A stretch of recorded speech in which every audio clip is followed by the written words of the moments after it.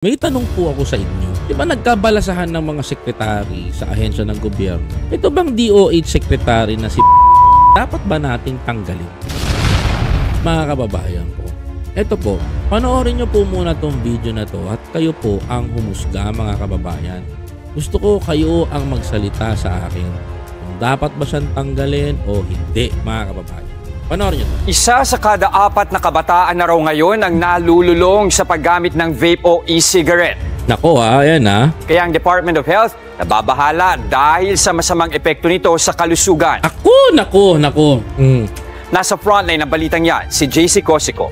Unfortunately, ang findings ngayon, yung mga oils or chemicals that they put in to put flavor para maganda amoy niya, para maganda lasa niya, ay nag-harm sa lungs. Noong 20... Okay.